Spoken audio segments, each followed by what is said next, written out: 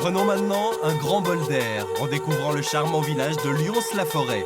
Situé à 60 km d'Évreux, il arrive en 19e position. Avec ses jolies maisons à colombages, ce bourg typique de Haute-Normandie est un véritable havre de paix entouré de nature. Christelle est arrivée ici il y a 20 ans et par Toutatis, ce village, elle ne le quittera pas.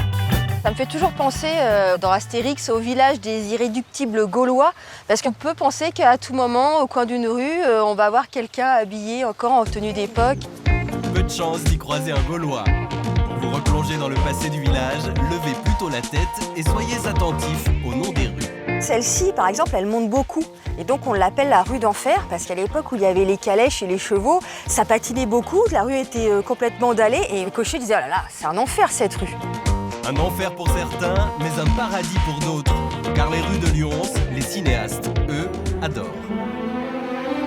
En 1990, c'est Claude Chabrol qui investit le village pour l'adaptation de Madame Bovary.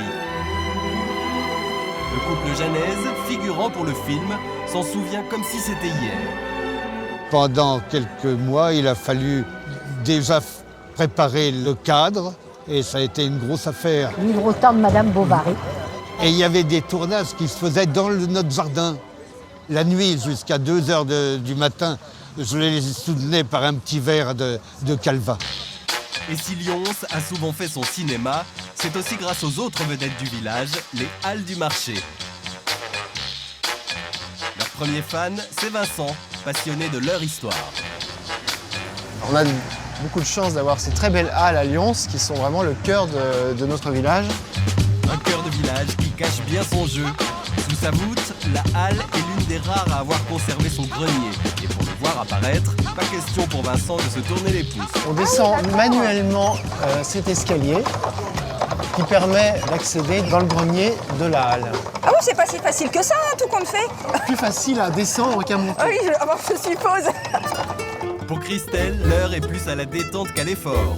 À 2 pas des halles, un dimanche par mois durant l'été, c'est jazz au village. La musique ici, c'est une vieille tradition. Le village a même accueilli un célèbre compositeur.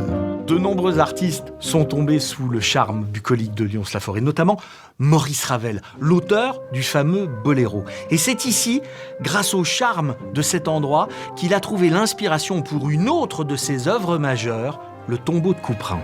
Et comme on le comprend, Maurice Ravel, d'avoir été inspiré par Lyons et sa forêt. Une forêt qui a d'ailleurs une spécificité, les grands hêtres, dits hêtres cathédrales. Vous y croiserez sûrement Emmanuel, qui travaille à l'Office national des forêts. Bonjour Emmanuel. Lui aussi est un peu compositeur dans son genre. Tiens, je vais te montrer la particularité du martelage et puis écoute bien un petit peu.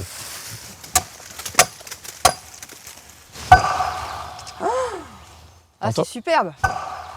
Ça résonne, hein? Ah, ça me fait des frissons. Ça bourdonne, Voilà. ouais, c'est... D'où l'expression un petit peu très cathédrale, et c'est pas que visuel, c'est aussi sonore. Et c'est aussi dans cette forêt qui entoure le village que Christelle vient chaque jour se ressourcer. C'est mon moment de détente à moi le soir. La lumière est superbe, je surplombe complètement Lyons-la-Forêt. C'est vraiment mon coin préféré. C'est tellement, tellement bon. C'est bon. C'est bon.